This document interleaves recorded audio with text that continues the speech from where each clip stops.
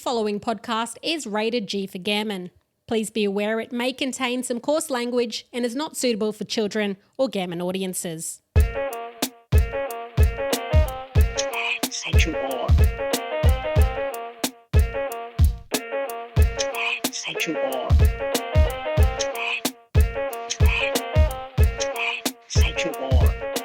Hello, hello, hello, in the wards of the immortal legend himself. That's me. Welcome to Them Yarns. This is Aaron Nagus, your co-host for this evening. Welcome to my deadly sister, Carly. How you going, Carly? What up? The intros just keep getting like more and more ridiculous. What did you call yourself this time out? The immortal legend. On State of Origin week too. You're I not know. bad. I was thinking about a State of Origin, and I was trying to think of a quote from an Origin person, and then I just said hello, and then I got lost, and so I just went with it. You know, usually how the podcast goes. I just got lost in it, and we just kept talking. And people love it. Anyway, welcome to Them Yarns. Thanks for the introduction on the podcast. How's your week been, brother? Sorry, did you hear that? My dog just come in the door. Nah, I didn't hear it, but everyone else. Sorry. Oh, look, my dog come in too. Look. Hey. Anyway, This is a professional podcast, everybody. It's a totally professional podcast. Can you tell everyone how your microphone is currently standing up? So this week's configuration is a little bit different than last week. I've changed it up. So I've got the legs of the microphone and I've sort of just shoved them good ways like into the handle. And then I've got the dog lead wrapped through the handle around the bottom of the mic. And it's actually the perfect height. Like, I'm pretty sure I am a genius. And still in the laundry, everyone. Still in the laundry. We've got an upside-down microphone. It's upside-down microphone being held up by the dog lead. Black. Only the big dog lead. Little dog lead doesn't fit. It's too small. So you've got to have the big dog lead. Well, I've just ordered you a podcast arm. So we're going to be one less black thing on this podcast. You know, and that makes me feel a little bit sad. You know, I really like being the blackest podcast in Australia. So, you know. I know we don't tan as well as some others, but I really feel like we have the blackest podcast going, and now we're just getting too professional. I really feel and it's a really great segue into what we're going to talk about tonight, which is National Reconciliation Week. Yes. And has it become too professional? Well, as our deadly sister number 655 shout out on Them Yarns, Elaine Crombie says reconciliation is dead. Apparently. What do you think, brother? What's your thoughts? It's Reconciliation Week, should I say? And it's, I don't know. For me, I want to hear your thoughts first, and I'll give mine. Okay, so for me, one of the quotes that I like about National Reconciliation Week is what it should be is NRW is for when white fellas throw the party for black fellas. And then NAIDOC Week is when black fellas throw the party for everybody else. So that's how it should be. How that looks in reality is most likely that people in identified positions are the ones doing all the organising and et cetera, et cetera. And if you're in an organisation without black fellas, then it would be your reconciliation working group. Bunch of allies doing some great work, and they're organising events. So while I like the theory of that, the reality probably isn't that. Yeah, it's a funny week, isn't it? I feel like Reconciliation Week is just for other people. It's not for black fellas. It has that kind of feeling. It's supposed to be for us. Personally, I have taken the stance for a lot of years now to go, wait a minute, what are we reconciling for? Good ways. Because reconciliation goes both ways, and sometimes it feels very one-sided. And then when Reconciliation Week comes up, it's just like 1 week. And I can tell you as somebody who has a small black business, the amount of phone calls I get during Reconciliation Week just beforehand and NAIDOC Week and Sorry Day and, you know, those days of significance is when people pick up the phone. But guess what? Reconciliation should be happening all the time. 365 days of the year, people. And don't get me wrong. Yes, anytime we can highlight, you know, the issues in our community and what's happened and you know, to move forward together on that. Like, I'm here for it, but it just feels like sometimes it's getting tokenistic and we're being left out. Yeah. I really love the idea of where it started, right? So like 25 years ago, World's Indigenous Peoples Year, you know, it was like, actually, you know, Australians were like, well, we got all these black fellas here, you know, we're celebrating all these people, Indigenous people around the world. maybe we should start celebrating ours. And then we had the Mabo decision. I think it was 92? 93, 93? 94. So they just combined those two things, right? The referendum and then the Mabo Day is the end of it. So we had these really great, significant things that happened politically in our country and within a week of each other. And then we also had International Year of World Indigenous People. And they're like, hey, let's start trying to be better. The 90s were popping off. Oh, yeah. 90s going off. 90s were going off. There were shirts. That was the start of the Aboriginal shirts, popping off, really popularity. I started growing facial hair. You had hair at the time. I had hair on my head and started growing on my face. Now I just have it on my face.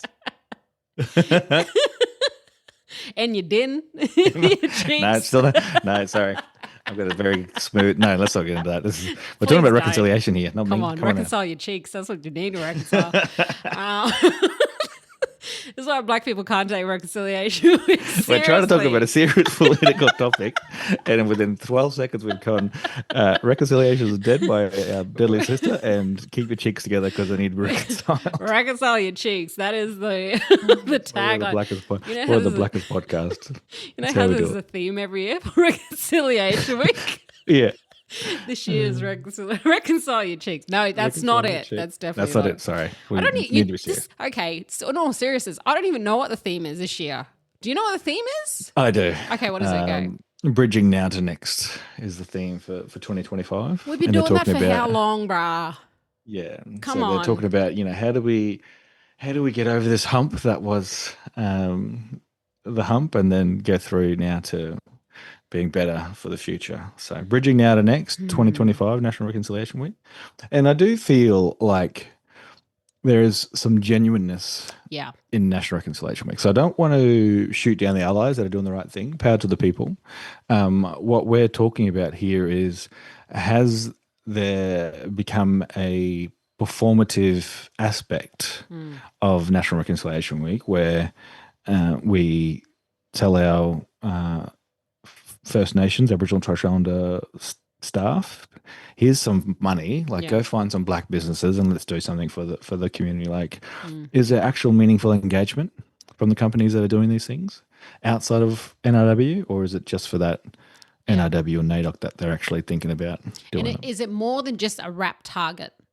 Because I get a calendar of events and, people are trying, like you said, the allies, you're trying to get behind it, you're trying to do things. And I remember, growing up, you remember that bridge walk in the year, I think it was year 2000, right? It was the big reconciliation walk. And for those that don't know it, there was a whole bunch of people that just came together and they just walked across the Sydney Harbour Bridge. And I was in year 10. And I did a piece of artwork in my year 10 class. I remember it. And it was like this fabric, and the fabric got sewn in with all these other bits of fabric from schools across the country. And it got made into some sort of banner.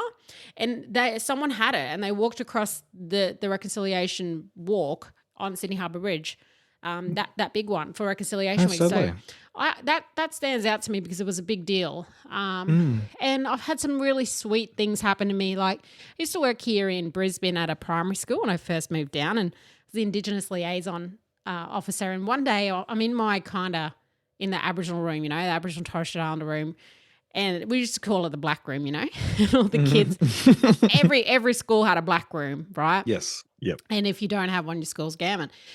It doesn't know about reconciliation. But we had this little black room, and I was in there. It was like my room, and I think it was just like during the classes, so it wasn't lunchtime or anything. I'm doing my work, and then I hear like a knock on the black room. It was a black door, it was a black nightgown. Anyway, I hear the knocks. I go to open the door, and there is a full class, 2 classes of year 3s and 4s standing all outside on there was like a little field in front of my black house. And they all had these little hand-painted hands that they all painted. Bless them. In Aboriginal and Torres Strait Islander colours, and they're like, "Happy Reconciliation Week." No, little darlings. All for Miss Wallace, right? When I tell you I was welling up, And they all came and planted, like, I didn't ask for any of this, right? Yeah. I didn't know they were planning it, didn't know. It was this genuine act of reconciliation from the school and the kids, and they all came and wanted to put these little hands in the garden out the front of the black room, because the black room was for everyone. It wasn't just for black kids, you know? And that was really sweet. So, like, to me, that's the type of stuff that is meaningful to me. It's not a reconciliation dinner. It's not these events that we're seeing, or, you know, this company hosting this and that. Yep. It's those little acts of reconciliation that happen in that week, but also happen every week. Why can't it happen every week? That's what I want. Yeah. Yeah. And one, I think schools probably do it better than most people. So, you know, like the education system is like, yeah, okay, we need to start telling the truth. So they've started doing that in schools. Like, I know that my kids are learning a lot more about blackfellas and history and National Reconciliation Week and all that sort of stuff more than I ever did. Even like my year fourer, he's come back today. He's like, Dad, you know that song Solid Rock? I was like, what? He's like, yeah, you know, one with the black fella rapping. I was like, yeah, brother. He was like, oh, I love that song. We played that today at school and I was rocking out to it. I'm like, oh my goodness, here we go. But yeah, so I think schools in particular are molding a much more inclusive, reconciled nation. Yeah. As they have been every year. We would think about the generations as it goes, you know, it's getting better and better. But the dinners is where you're starting to lose me. So I get it. I get it that people want to have dinners and, you know, that's a great way to celebrate, et cetera, et cetera. But one of the dinners in particular was from an organization that gets hundreds and thousands of dollars in funding. Yeah. And I don't actually know what they've done for reconciliation. Like, I don't actually know what they've achieved in this space to justify the money that they're getting in, other than having a deadly dinner where people get to pay even more money to come to dinner. And like, who's telling the truth of things? Are they getting like Marsha Langton or somebody in to do a bit of truth telling, or, you know, are they just playing are they getting a First Nations artist to sing a few songs?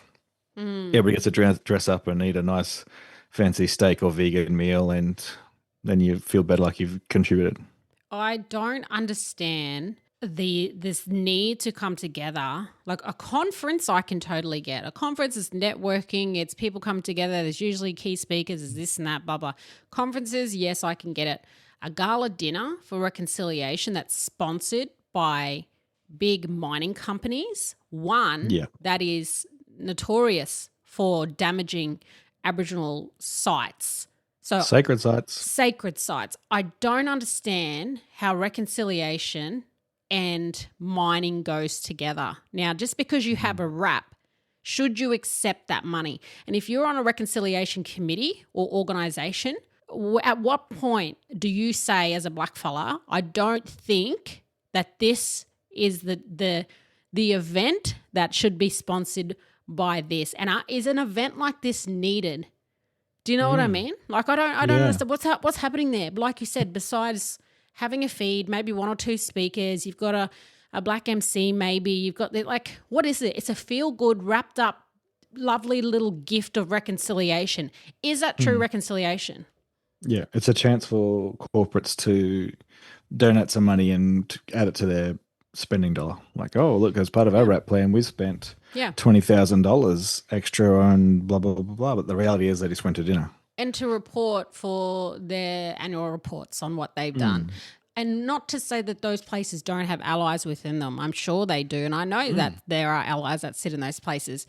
But when we're talking about reconciliation, what it means for our people, what is reconciliation when we're still got the highest rates of everything? What's that dinner doing for our people in jail? Are they raising, or was it a charity dinner? Is that what it was? This is what I mean. Like, unless you're raising money for that stuff, or we've got our own mob outside that are homeless, unless you're inviting them in, I don't understand how this has anything to do with reconciliation. And I think the point that we're trying to make is that National Reconciliation Week can be so much better. Not that we're saying it shouldn't exist. We're saying it can be better, and that if you're doing it genuinely. So the things I like about National Reconciliation Week is the engagement with the purposeful engagement with black business. The thing I don't like about it is if it's a one-off, then it's not. You're not engaging black business. You're just giving to charity.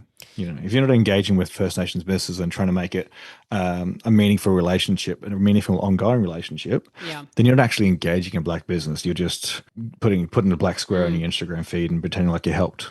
You know what I mean? Like Yeah. a one-off $2,000 transaction fee for a catering business is okay, but Yeah. you have 20,000 morning teas a year. Why are you only doing that one morning tea with a black business? Yeah. I obviously have my small black business and it is the busiest time. I jokingly say it's pay week because it's pretty quiet outside of those weeks.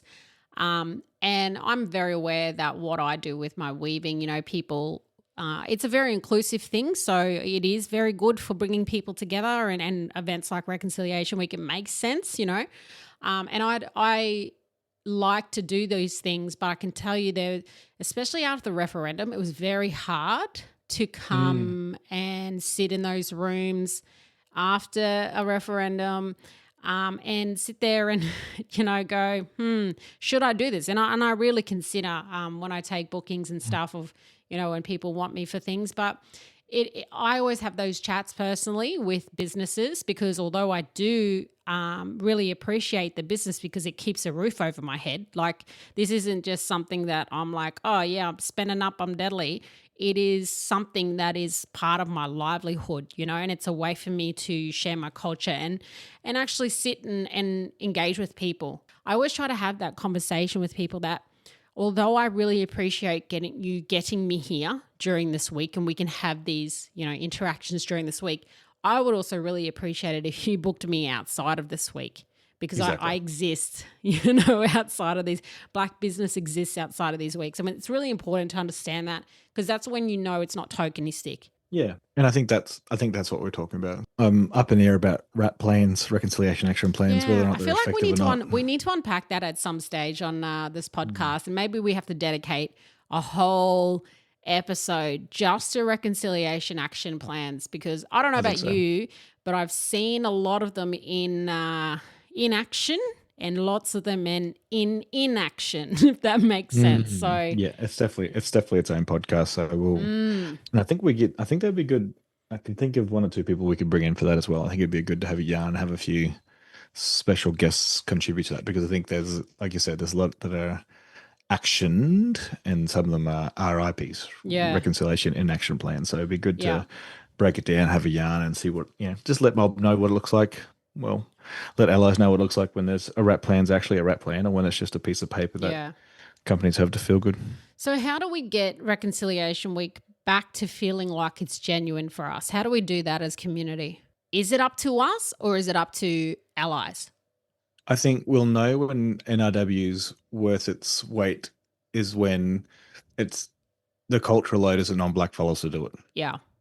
Like I'm happy to contribute and help out because I'm passionate about doing that. But if it's just black fellows doing all the work, then it's not really reconciliation. It's performative. You're asking black fellows to do all the work so that you can. Yeah. You're saying, tell us how to reconcile with you and do all these things for us to reconcile with you. But the reality is, if we're really doing NRW properly, Yeah. you'd be working with us to do it. Okay, on the flip side of that, so if all of the Migaloo people within an organisation or company organises Reconciliation Week activities and it doesn't include any blackfellas or minimal organisation from blackfellas, is that true reconciliation there as well? That's what I mean. So it might be they're doing it together. It might be But that what we're if they're not? working alongside. Well, that's what I'm saying. What if white fellas have just gone, you know what, we're just going to organise this. Don't worry about it, black fellas. This is on us. We'll do it. What do you think about that? If it's good, if they learnt the lessons, if they're, they're allies and they've been paying attention and like, okay, we need to do this, we need to do this. And I've seen Aaron got the dry ice and the gum leaves out. So, that's how we do Not this. the dry ice. Holy, he's here to reconcile his cheeks on the burst. Look, I think, like I said, I think for me, and this may not be correct, but I think for me, if NRW is working, then the cultural load on blackfellas is minimal. We want to be a part of it because we don't want you to be doing anything silly, but we think that to actually have reconciliation, it means we need to be doing it together, and that this is a good chance for you to demonstrate that. Okay, I understand that. I've just asked Chatty, or the old boy Chatty Cheapy T, Uncle Chat, Uncle GPT, Auntie Chat. Auntie Chatty, because I'm like, I want to know who's who's making up the themes. How do the themes come about? Like, we know there's a NAIDOC committee, but I don't ever really hear much about the reconciliation committees and stuff. Plus, there's all state-based ones, and everyone's different, right? So I've asked Chatty, the neutral elder in the room. The nice elder. Nah. The nice elder. Give me some thought-provoking reconciliation week theme ideas. Now, that's a good one. Yep. So here we go. You ready? This is the answer. Tell me, Auntie Chat, what have we got? So this is not a committee. This is ChatGPT. Number 1, walking back, stepping forward. And that's What? reclaiming history and restoring futures. Oh. What's Uncle GPT talking about? Walking back, stepping forward. Number 2, many threads, one tapestry. Chooch. Weaving culture, truth, and togetherness. This one, number 3. Imagine this. Reconciliation Week 3032. Uncover, unlearn, uplift. Hey. What have you been using chat for? Because this does not sound like NRW thieves. Starting to sound deviant. What about this one? Echoes of country, voices of now. Okay, that's a good one. That's the first one I've liked, actually, I'll be honest. What about the tagline is honoring the past while amplifying the present? On the burst. Okay. Yeah, okay, that's good. What about healing country, healing us? Yes, there you go, Uncle Chatty. That's deadly. When land is respected, so are people. On the burst. See? No, you're just giving the National Reconciliation Board too many ideas. This is what I'm saying. If you mob need ideas, you don't have to come up with nothing. Come to now. us. This is it. This is them yarns with the answers. We got Auntie Chat. Them yarns. We'll get onto it. Our trusted digital elder. That's us with the elder on the mic and the elder on the computer. And a brother trying to reconcile his cheeks. See? Reconciliation Week 2028. Reconcile your cheeks for National Reconciliation. Maybe that should be the thing. Reconcile your cheeks. National Reconciliation 2026. Oh, my God. This is why we can't have nice things, man. This is it. Exactly. Oh, dear. So anyway, hey, in this episode 2, we're going to catch up with brother Patrick, who's the winner of the floor. Yeah, our cousin. That's my cousin. It's my closest relative. And you know what cousins do, Patrick? They give us a loan there, la. Cheers there, brother. $200,000 loan. That's what's up. We're going to catch up with Patrick on them yarns. Patrick is our winner of $200,000.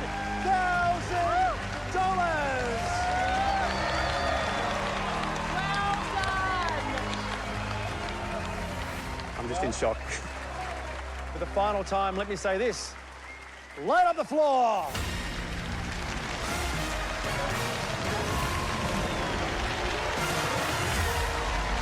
You know, you started on the floor, we're going to end on the floor. Let's go.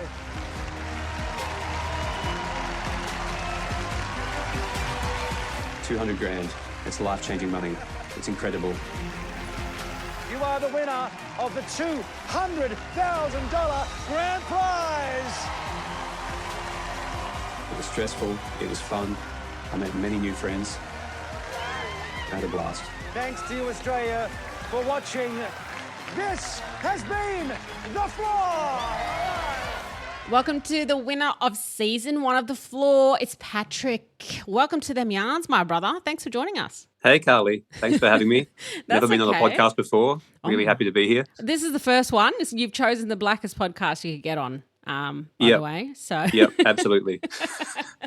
The Floor, the winner, you might be able to buy us some new equipment. Aaron gets he says his apologies, by the way, because he's working. So it's just you and I tonight. But he sends usually when we set up the podcast, he's got a microphone, but he puts it up in the laundry and it's upside down and he's got like a dog collar. So maybe you could, with your winnings, you might just be able to buy us like a podcast arm or something. Like he also said that you're his cousin as well.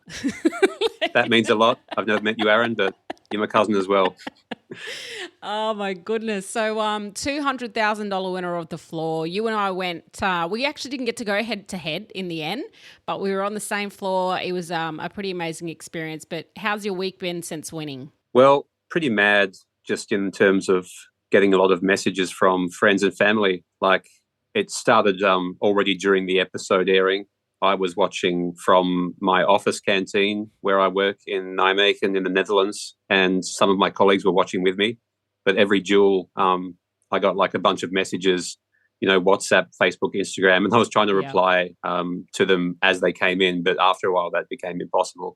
So that was during the episode. And then, the moment it ended with me as the winner, it blew up, and I was already busy. All my colleagues queued up to shake my hand, and my phone was going. Yeah. Also, one of my colleagues filmed the last duel for me, which was great. Like, you see my colleagues reacting. And then for the next few hours, I had phone calls with my nearest and dearest family in Tasmania and Melbourne. And I took the rest of the day off work. I went home, tried to respond to as many messages as I could.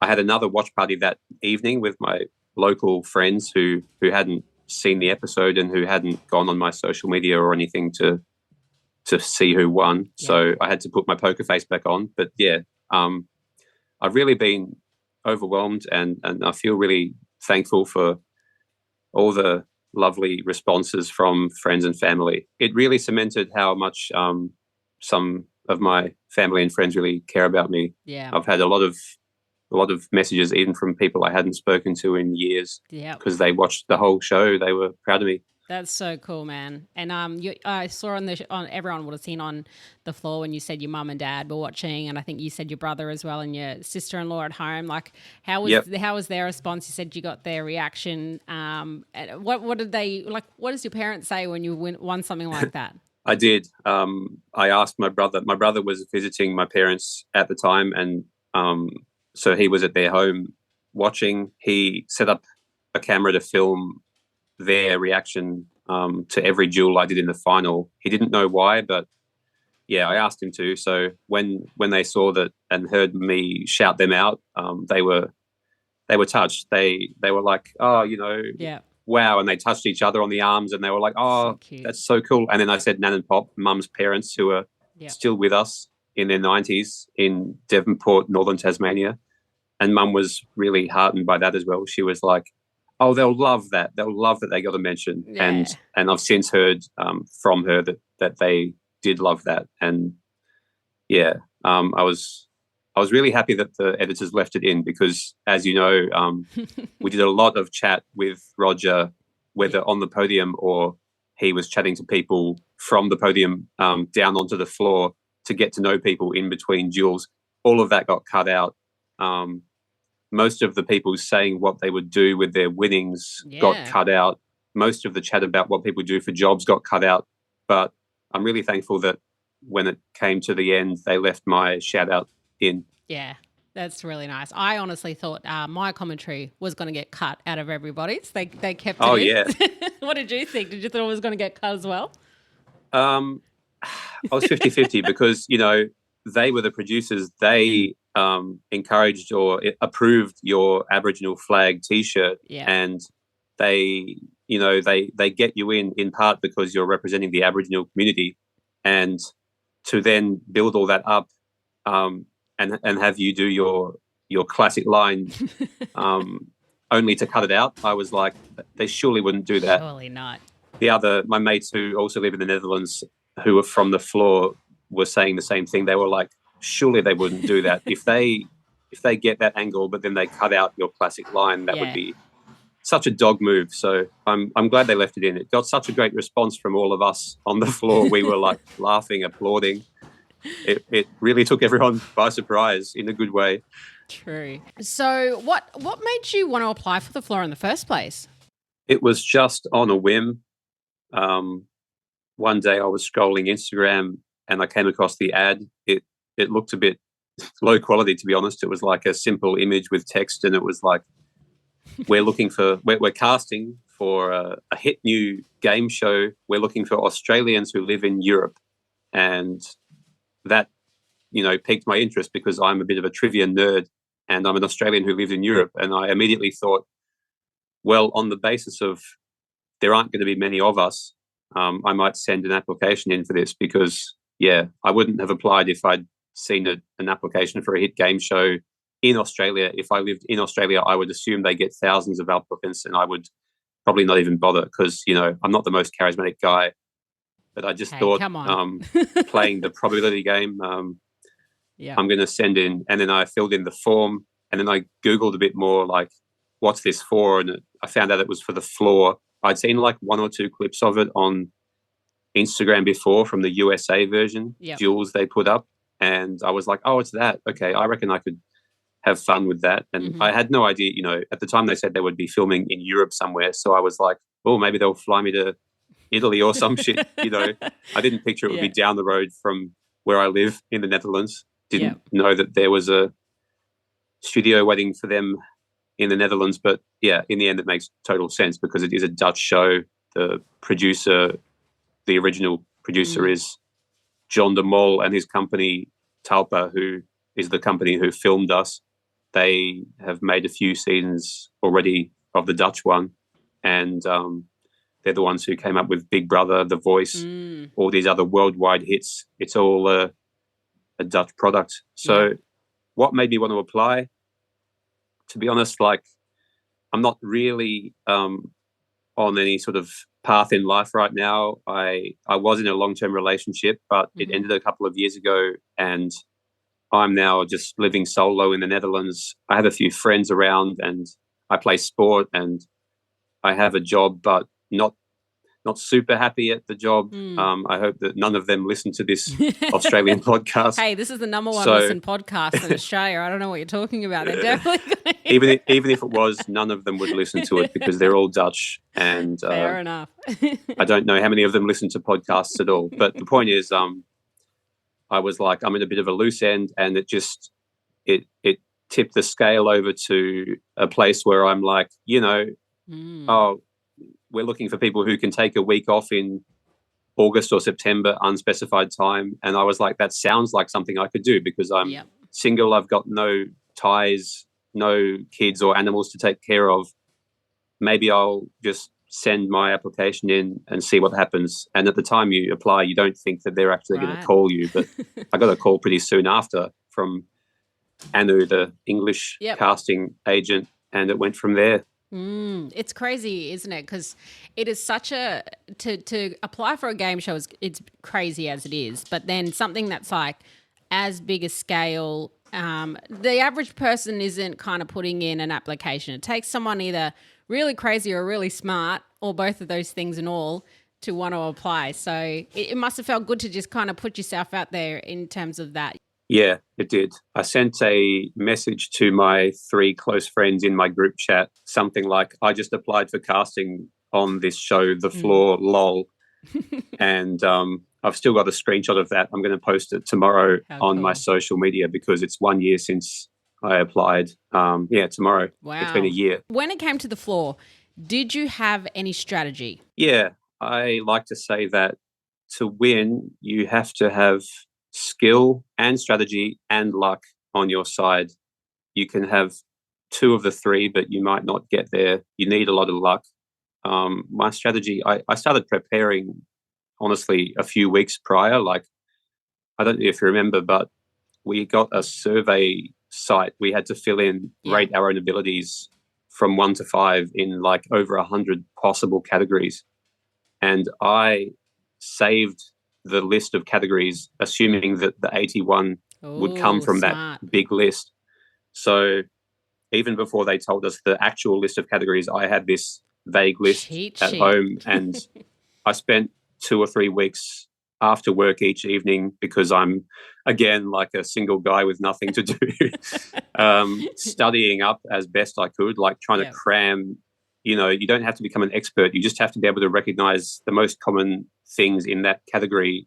And so I tried to cram all topics. I didn't quite get there, but I had my spreadsheet set up. I had sort of rated my own ability and ticked off the ones that I needed to do the most. Some I just left for what they were because I'm never going to be able to study enough to win a duel in, for example, sci-fi. Yeah. I kind of bluffed on the floor that I was good at films, but I was not going to be able to take sci-fi ever. So that was my preparation. Yeah. Once we got there, we got the list of 81, we got our own category, and we got the ones of our direct neighbours. So I paid extra attention to studying those, although I had bathroom history makers and shoes around me. So they're actually pretty good for studying. You had the best ones. That's awesome. I also watched, as preparation, the season 1, The Floor USA, Netherlands and Ukraine. That was on YouTube with subtitles. So something like history makers and bathroom and shoes comes up in every season. Yeah. You can use those as inspiration because they're pretty much going to be almost the same pictures that they show you in the Australian one. So that, and then, as the game morphs around you, you get new neighbours as categories. And we had 2 episodes filmed a day. We had a couple of hours in between the 2, but the most time you had to study was in the mornings before leaving the hotel. Yeah. We got back to the hotel at like midnight, and you have a beer with your friends. You don't want to go study after that. But I would get up in the morning and do a couple of hours of prep before leaving. And then in terms of strategy on the board, I tried to, I said this on the floor when I got randomized. I said, my tactic thus far has been to avoid getting picked by the randomizer by sheer luck and avoid getting picked by an opponent by sheer intimidating aura. And they cut that out, sadly, but that was it. It was come across like you know what you're talking about, and people will be too afraid of challenging you. They'll challenge the person next to you instead. Yeah, there was a lot of that going on. I had Daniel behind me who was saying, "Oh, I'm a botanist. Yeah, I'm a botanist." I'm like, "You're not fooling anyone." I'm like, "Okay, botanist, sure." There were so many people game playing from the get go. Actually, me personally, you want to know what my prep was for the floor? I didn't think it was real until I got on the plane. So I didn't do any prep. I thought it was a joke. I was like, oh no, this is not real. Like until I get the ticket, and then I got the ticket and I was like, got on the plane. I'm like, oh shit, I should probably read some stuff. That was me. But by that time it was too late because I was learning the next day. I actually landed the morning of all of us going to the studio to get our photos. So on the first day, for those listeners listening, you go and you get your photos, and you're on the floor, you're meeting contestants. We're all jammed in this friggin' hot room together up at the studio where we have lunch there. It was the longest day of my life, and I flew in that morning until 1 a.m. So I was so jet lagged. I didn't get to prepare at all, and then the next day we were straight on the floor. And we're playing the game as we go. Was there anyone on the floor that you were just dead set, like, I don't want to go anywhere near them? I know it was me. I'm very intimidating, but besides me. I was fearful of Duncan. I don't know when I became fearful of him, because at the beginning he was just a cute little boy, and, He still is. He's so cute. But as you go on, you get to know the people who last longer a bit better, and he was still there in the final 9, so he was probably the guy I feared the most and thought would have the biggest chance of winning, and I would never have wanted to take him on at his own category, which he held for very long. And the twins, Paul and Rick, I thought these guys, I thought it was a bit of a stitch up that the producers had got these 2 known trivia buffs in, and they're gonna maybe want them to be in the final against each other. Does that make good TV with these 2 experts? Because they'd been on, not just because they're smart and trivia buffs. I really respect that. I'm kind of a wannabe trivia buff myself, but because they'd been on Mastermind, The Chase, and Paul also said on the floor that got cut out that they'd been on all those and won that. He was and won that, The Chase, won that, Mastermind, won that. I was like, well, it's maybe not the best TV if one of these guys wins the floor, but I definitely feared them. And until they got pushed off their own categories and lost their duels, I thought, oh, this is theirs to lose. How do you think you would have gone if you and I came head to head and I didn't get randomized, I got hit songs and your versus me, Patrick the winner, how do you think you would have gone? Honestly, I think I would have had a very good chance. Damn it. Because I am a bit of a music guy, and I noticed that all the hit songs they chose were pretty much 2000s and onwards, and that's my lifetime, yours as well. Oh, I thought you there were going was to say one yours or is two not from that the lifetime. 80s. But yeah, I answered from memory all but one, like Don, my neighbor who had History Makers for all 7 episodes until we dueled each other. We were like whispering the answers to each other, watching every duel, and I got all but one from memory. So I think I would have been pretty good in hit songs. Damn, you would have smoked me either way. Hate to burst your bubble. No, that's all right. It was weird too watching somebody else play my category. I went out obviously on comedians, which was pretty hard. How did you go when you saw comedians? Did you go all right as well? Was that a hard category? No, not too well. Okay, good. I'm not that silly then. It's a hard one, comedians, because they kind of put in a few like actor/comedians like Will Ferrell, although I do recognize his face. I feel with that kind of thing, also Logie winners, also Aussie films. Like I've been living out of Australia for almost 8 years, and I haven't really kept up with which comedians are on TV. Like I do know the big guns, but I wouldn't have got nearly half of those. I was struggling, and if I'd had to take Luke on, definitely not. Yeah. So, you know, inside secret, or it's not a secret if you'd watched the show, I didn't have to take on anyone in their original category ever. Yeah. Right from my first duel, that was already an inherited category, and even the finale against Amina, everyone treated veggies like it was her original category, but it was not. It was her inherited category, and I lost it. I always got the choice of picking somebody in an inherited category, or I did get to duel in my own category. You're lucky. So I can say that I did pretty good against a comedian, that I went out on that category. I'm not that silly. Awesome. Okay, I'll take it. You can. I only wonder, Carly, why didn't you call Dan at his bluff and because you know why? I can't. I didn't know the plants enough. I really didn't. I was like, maybe I take Dan, maybe I do plants. And then because it was so broad, you know, it's like, is it flowers? Is it like, what is it, Australian stuff? Is it going to be a mix? It's really hard to retain, like, you know, the information and what you're going to do and the pressure, as you know. So the only thing I was really confident in was the comedians. That's why I took that one on. But yeah, so if you could have chosen another category that wasn't yours, which one would you have chosen? Look, to be honest, in hindsight, knowing what happened in the show, I probably wouldn't choose another one, or I would choose periodic table. But I stand firm in the strategy of having a category, or this isn't strategy, it's luck-based, but having a category that people avoid because they're scared of it. It turns out that instruments was that for me.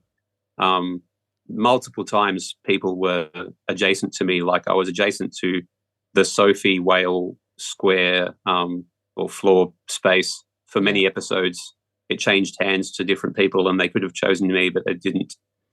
Don only chose me in the end because he was stuck between a rock and a hard place. He was stuck between me and celebrity couples, which he knew even less about. He knew a lot of instruments actually, but he knew that he would lose to me. He told me later, he was like, I just had to choose you because I had no choice.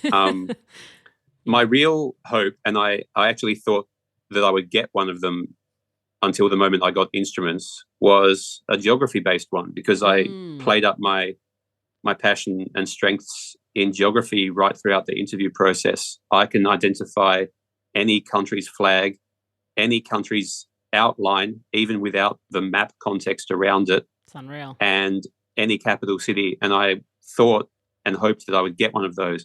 But when it played out, every man and their dog thought that they had a chance at taking on those geography ones, and they quickly vanished from the floor.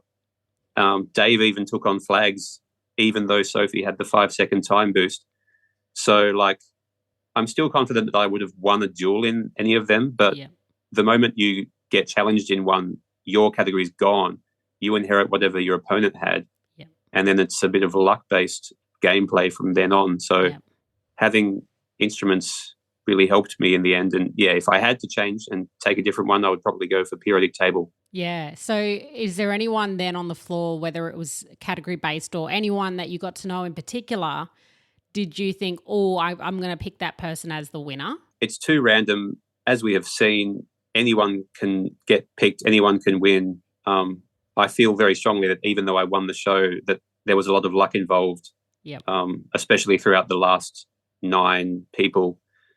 So I didn't really think about picking a winner. As I said, I wouldn't have been surprised if it had been Paul or Rick. True. Also, like I mentioned earlier, that maybe it wouldn't have been the best TV if one of them had won. I don't want to sound disrespectful. I really love those guys. They were both very supportive of me after we had drinks in the bar and stuff. Yeah. No, I think with you saying that, I think, when we're all watching it with the rest of Australia, we see like the way, I guess, the audiences take to people and don't like some people. And, I think that's everyone was like, oh, what's the storylines going to be, because there were quite a lot of storylines, we had siblings in there, obviously, with those guys. And then you've got, younger people with really high IQs. And so there's all different storylines. So it's like, how's the audience going to take to people? And what's it been like for you seeing, I guess, the online commentary and stuff as we've been going along? Pretty good. Honestly, I wasn't really in the firing line of commentary until very late on, even when I had played a duel, because it just so happened that that the place I go to look at comments was mostly the clips that Channel 9 put up, and they put up the duel, my very first duel, bathroom versus bok choy, and it got so many comments, and I clicked on the Facebook comments thinking, oh, I'm going to see what people think, and it turns out that they were all people up in arms about the Toblerone controversy, Miles versus Rachel, justice for and Miles. no comments about me whatsoever. So I, to the commenters, I was just one of 81 people still back then. Yeah. I wasn't really the subject of any comments until the final, I would say. I don't think they put up the clip of my instruments versus Don. Again, even when I've been the subject of commentary, it's mostly been pretty positive. I admittedly, I have been sort of going through different sites looking at comments. The one that has the most comments is this article by a Tasmanian media website, Pulse Tasmania, that it has hundreds of comments on the fact that I was the winner, and most of them were like, congratulations, well done, Tassie positive comments. There were a few weird ones that I've shared on my Insta stories, like somebody saying, oh, now he can move out of mum and dad's house, and another one like, oh, and he needs a girlfriend, and another one like, he comes across as a guy with asparagus disease. I think they mean Asperger's. Do you have asparagus disease is what I want to know.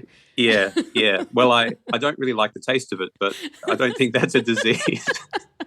You just can't pay attention to that stuff. But I just take all that on the chin. Yeah. I am very aware that on the show I come across as a bit,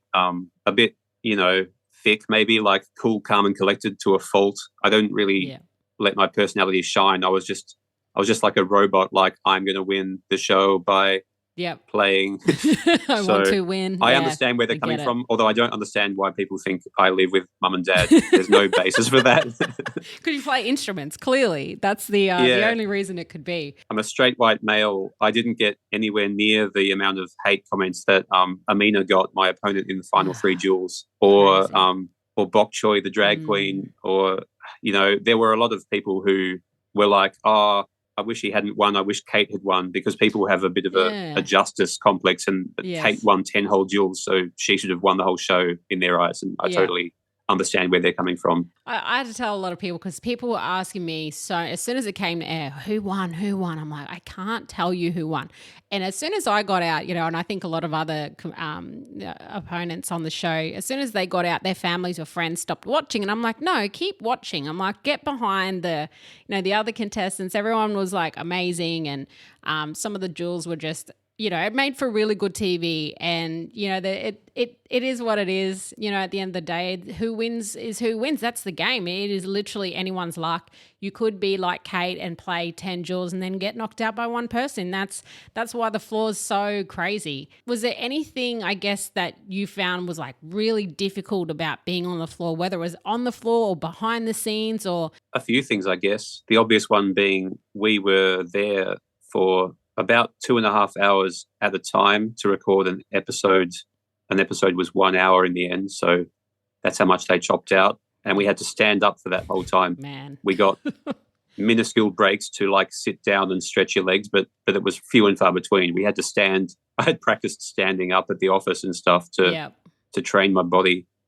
So that was grueling. Behind the scenes, I am a pretty organized guy, and I found it quite difficult to deal with the fact that we were just sort of rocking up and waiting around, but we didn't ever have a schedule. They never told us you're going to be going to the recording studio at this time, because they themselves didn't really know. They would just hear it from the higher ups, like, now we're ready for you. And after the duels, so whenever you duel in an episode, afterwards you get taken to another interview room to do your talking heads. And if you duel near the end of an episode, if you duel and you win, you're still there at the end, so they can only take you at the end. And those interviews also didn't have a schedule. They were quite ad hoc.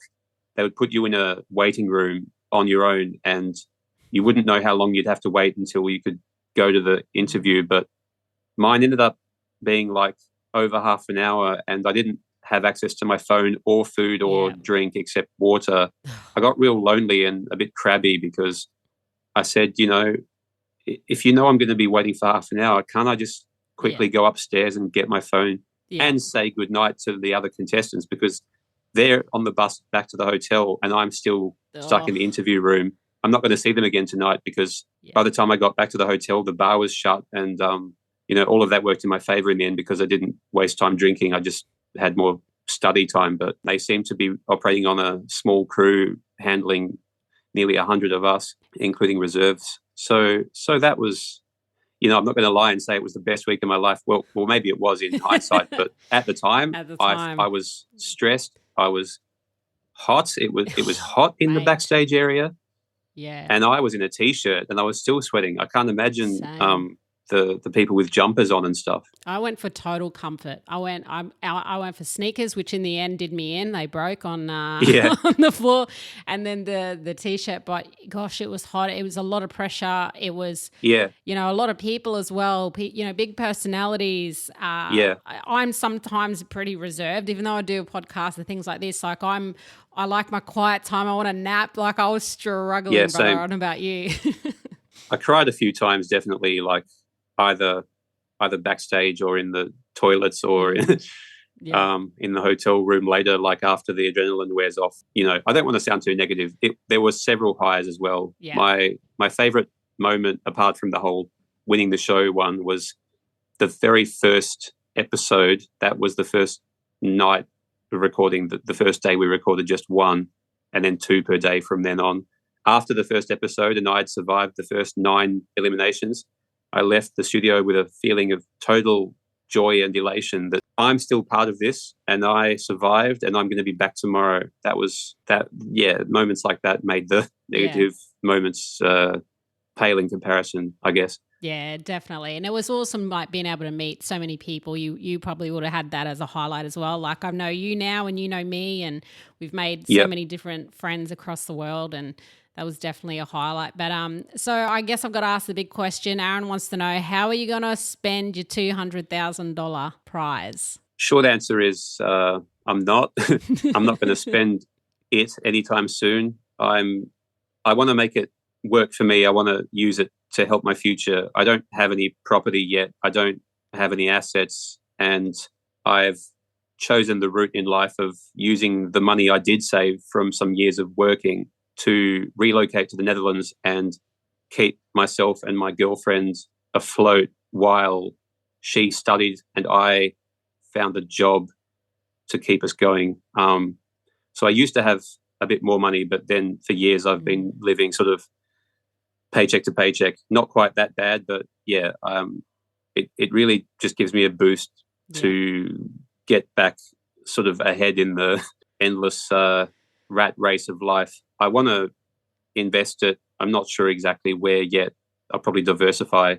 And the answer I had to give on the show was, or the one I chose to give on the show to sound a bit more interesting, is a road trip on the Alaska highway. I may or may not do that in future, but it wouldn't cost $200,000. So, you know, it's definitely not enough to stop working, and I don't plan to change my lifestyle or anything. It's good to have. I don't actually have it yet as we speak, but hopefully soon. Hopefully sensible saving, investing, property in the future. Yeah. Sorry to be boring, Aaron. No, that's an amazing, and that's exactly what I would have done as well, man. And you know, $200,000 in this day and age doesn't really go that far. So, you know, get ahead. Yeah, wish I'd got this 20 years ago, right? Like, yeah, it could have bought a whole house in Australia back then. Exactly. Too funny. And one last question for you. Season 2 is going to be coming out soon for The Floor. They're recruiting now. If you had to give a piece of advice to those listening on going on, what would you give them? Prepare. Do whatever it takes for yourself. For me, that was maybe a bit over the top, but, you know, for me, it paid off. You do need luck on your side, so just think, even if you're the most confident person, you might not win. Okay, I'm going to change my advice. Have fun and meet people and make friends for life, and just enjoy the ride. Like, if all you care about is the money, there's a roughly 1 in 10 chance you'll be disappointed, but you can make it a great experience. But do prepare. Like, people telling me they never studied, I was like, okay, mate, you're setting yourself up for failure sooner or later. That may or may not have been me, but that's all good. Hey, you know what? Congratulations, brother. I'm really happy and proud of you and how far you came in the game. And it's been amazing to meet you. That's my prize, along with others. And same to you, Carly. Yeah, thank you. Well-deserved win. And all the best. We hope to see you on another game show soon. Maybe. But thanks, mate. Catch you next time. Deadly. Culture killers. Deadly. Stop it. Deadly. Culture killers. A deadly. Stop it. Deadly. Have you seen the Cokes that have got all the names on the side at the moment? Yeah, I posted one a while ago. It had Bogan on it. That's Yeah. what I found your name. Bogan, Sis. I had one the other day. Sis. Okay, Black Panther you've Coke. seen the Coke cans, right? Yeah. You've seen them. Yeah. So there's Coke cans right now. Just a side note, Coke cans right now that have, like, I think it's like slang. It's Aussie slang, right?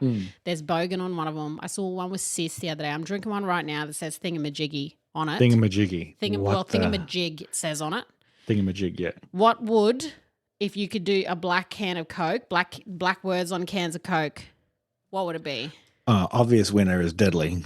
Deadly. What about Murray, Corey, Yeah. Curry, Mob, Nyon, Cheeks, Dant, Che, Reconcile your cheeks. Chooch, Good Ways. Good ways. I want the Good Ways can. That's mine. Yeah, give me the good ways can. Man. Yeah. Well, anyway, what do we... In ya. In you. In you. Up ya. That'd be so many good ones. People will be like, what? What does this mean? What does Upper you mean? ya? Speaking of on the side of it, I think that's enough for them yarns. Yes. What about yo? That'll be on the Yeah. side. Yo. Yo. Catch you next time. Catch ya. All right, bro. I'm out. Anyway, now I'm thinking of Coke names. This is Yes. stupid. Them That was a yarns. good segment to end on. Thank you, everybody. Have a lovely week. Catch you next time. Yo. Yo. Central War.